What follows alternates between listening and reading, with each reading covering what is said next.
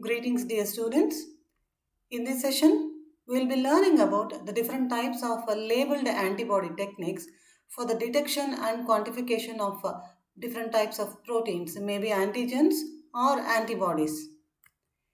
In the previous sessions, we had discussed in detail about the nature of antigen-antibody interactions, different classes of these interactions, namely precipitation reactions, agglutination reactions, and labeled antibody techniques. We also learned in detail about the different types of agglutination and precipitation reactions. Labeled antibody techniques involve the attachment of a specific tag to an antibody to help in the detection and or isolation of the protein from a complex mixture of proteins. These complex mixtures of proteins could be samples isolated from natural habitats or tissue specimens or tissue homogenates or any other such mixtures of proteins. The labels that are generally used are small molecules attached to the constant region of the antibody molecules, that is, in the Fc portions. The labels could be either radioisotopes or enzymatic proteins or even fluorescent dyes. The type of label that is used is generally dependent on the downstream applications. If radioisotopes are used as labels, the detection is done using a photographic plate or a scintillation counter which can detect and measure the number of radioactive emissions. In case enzymatic proteins are used as labels, then detection is done with the help of addition of a chromogenic substrate, that is a colorless substrate which will give rise to a colored product on enzymatic conversion. In case of fluorescent dyes are used as the labels, then the fluorescent emissions from these labels are detected and measured using fluorimeters. The different types of labeled antibody techniques are majorly radioimmunoassay, enzyme-linked immunosorbent assay, immunofluorescence, immunoprecipitation, Western blotting, flow cytometry, and immunohistochemistry. Labeling can be done for either primary antibodies or secondary antibodies depending on the type of investigation being done. Labels are always conjugated in the Fc region of the antibodies. In certain conditions, like in radioimmunoassay, instead of the antibodies, the antigens are labeled. In immunofluorescence, always the labels used are of fluorescent molecules like rhodamine or isothiocyanine. Immunohistochemistry may employ either fluorescent labels or reporter enzymes or even biotin as a signaling molecule. Western blot would depend on use of reporter enzymes, fluorescent molecules or biotin as the tag. ELISA generally depends on the enzyme attachment to the fluorescent the antibody molecules, and flow cytometry always employs fluorescent molecules as the tags. Let us see what are primary and secondary antibodies. Primary antibodies are those which bind to the antigen that is being detected, while secondary antibodies are those antibodies which can bind to the primary antibodies, usually in the Fc domain. Therefore, the binding of a secondary antibody to the primary antibody will never interfere with the attachment of the primary antibody to the target antigen. It is important to understand that the secondary antibodies are antibodies against the primary antibody raised in a different species of animal using the primary antibodies as the antigens. As such, the sample, the primary antibody and the secondary body are all generated in different species. Primary antibodies are always needed in immunoassays, while secondary assays are not necessary. Both these types of antibodies can be either monoclonal or of polyclonal type. Well, let us see what is radioimmunoassay. As we earlier said, in case of radioimmunoassay, it is the antigens that are labeled. Generally, deuterium or iodine 125 are employed as the radioisotope labels. Isotope labels. This assay measures the presence of antigen with a very high sensitivity and accuracy. This is based on the principle of competitive binding, that is, competition to bind to the antibody between the labeled antigen and the unlabeled antigen. The most important applications of RIA are drug and hormone assays as well as disease diagnosis. Let us discuss this in a little more detail using the detection of HBs antigen. The hepatitis B surface antigen is generally present in people infected with hepatitis B virus. In this case, a tube or container is first coated with antibodies specific for the HBs antigen, and then both the suspected serum sample, which would contain unlabeled HBs antigen, and also purified and radio labeled HBs antigen, are all together introduced into the tube. In case the sample is devoid of any unlabeled HBs antigen, which indicates negative for HBs infection, that is hepatitis B infection, in such a case, the entire binding sites on the antibody would be occupied by the free radio labeled HBs antigen, which is added to the tube. While if the sample contains unlabeled HBs antigen, that is, the sample is positive for hepatitis B infection, then an amount of labeled antigen would be displaced from the binding sites of the antibody, and these spaces would be occupied by the unlabeled HBs antigen from the serum, which in turn indicates that the amount of free labeled antigen present in the solution is equal to the amount of unlabeled HBs antigen that is bound to the antibodies in the tube. As such, the presence of unlabeled HBs antigen is detected as well as quantified. After centrifugation of the tube, the supernatant is separated and measured for radioactivity. So, the radioactive measurement is in turn an indication of the amount of free labeled antigen in the supernatant, which in turn is an indication or equivalent to the amount of unlabeled HBs antigen present in the sample.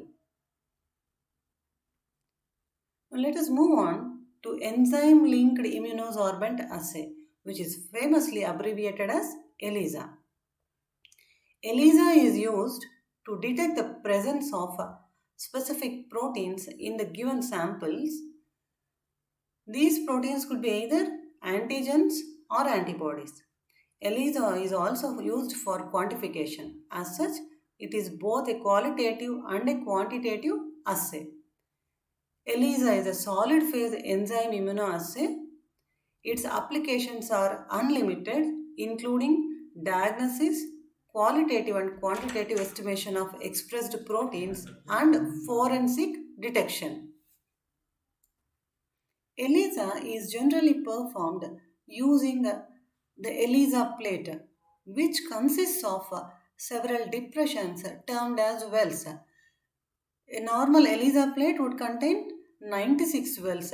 As such, this assay allows us to do analysis of multiple samples simultaneously.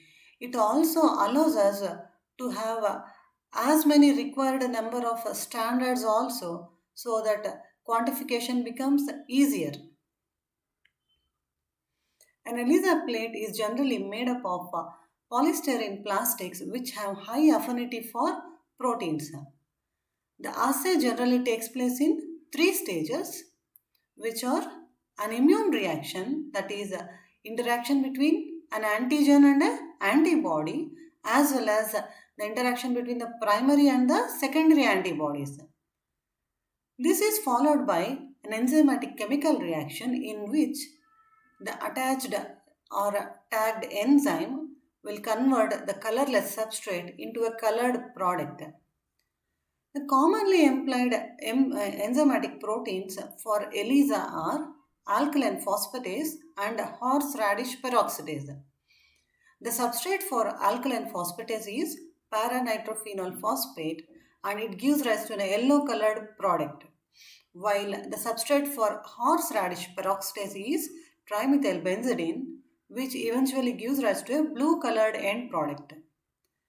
The enzymatic conversion of the substrate into the colored product is then followed by signal detection and quantification.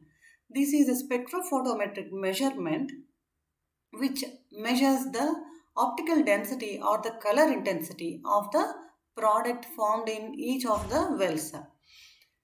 Simultaneous measurement of these OD values is facilitated by a special type of spectrophotometric instrument named as the ELISA reader.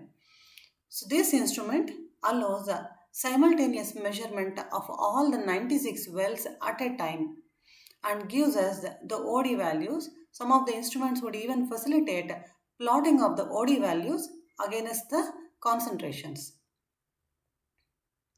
There are different formats of ELISA that are generally performed. The most important ones being direct ELISA and indirect ELISA. In indirect ELISA, which is performed for detection of the presence of specific antibodies in given or test samples, the wells of the ELISA plate are first coated with purified forms of the antigen. Unbound antigen and non-specific proteins are removed by washing of the plate, and this is followed by addition of the test samples to the wells. In case the test samples contain the specific or target antibodies, they would bind to the antigen. This step is followed by addition of the secondary labeled antibody to the wells. The secondary labeled antibody would bind and retain in the well only in case if the primary antibodies are present. In case the test sample is devoid of the primary antibody, the secondary antibody would not be retained in the well. Now, this is followed by addition of the substrate and enzymatic conversion of the substrate into the colored product. So, appearance of the color as the endpoint indicates the presence of the primary antibody in the given samples, and the amount of color, that is the color intensity, is directly proportional to the amount of the primary antibody that is present in the given sample.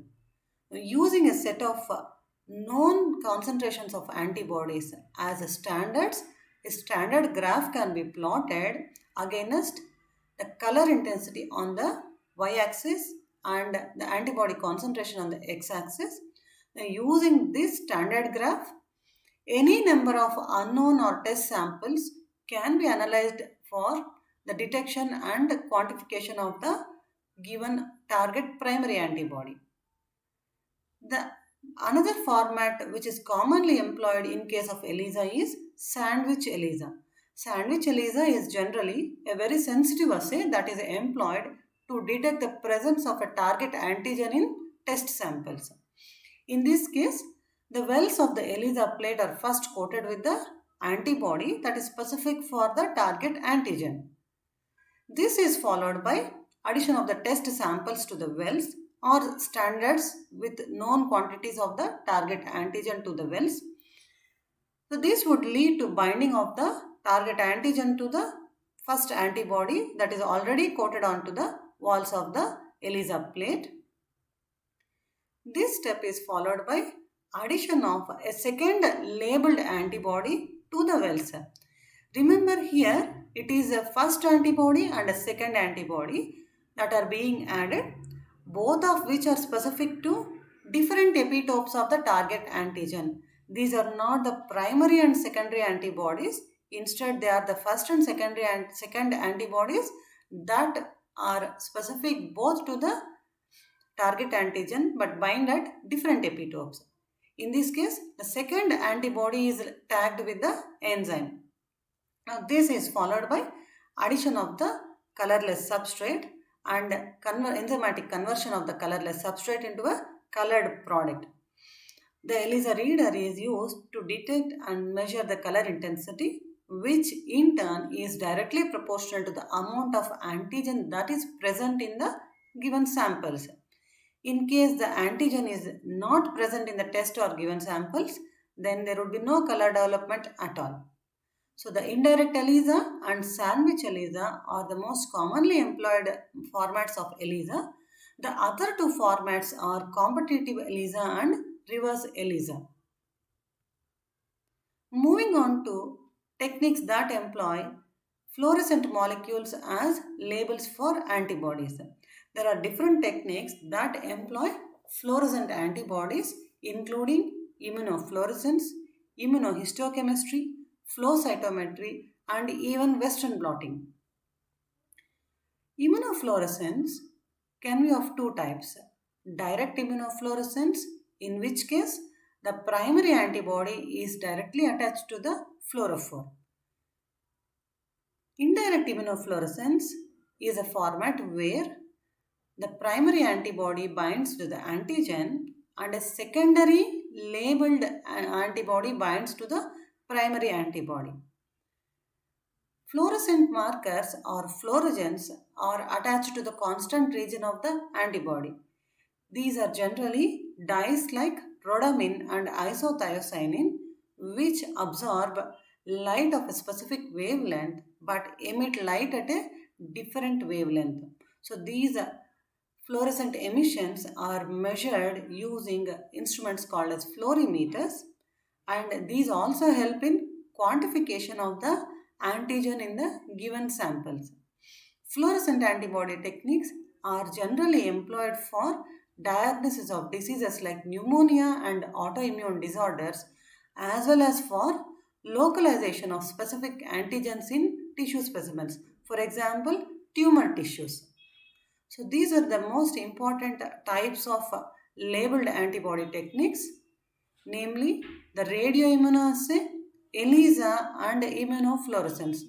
We also discussed what are primary and secondary antibodies. I hope the students are able to understand the advantage of using secondary antibodies. The secondary antibodies omit the necessity for labeling each and every primary antibody. Instead, if a researcher is using primary antibodies raised in a species like rabbit, then they can readily go for secondary antibodies that are raised in a different species like goat and vice versa. As such, the tedious process as well as costly process of labeling each and every primary antibody is omitted. We also saw the different formats of these labeled antibody assays. You can further refer to these references for more learning about these techniques. Thank you.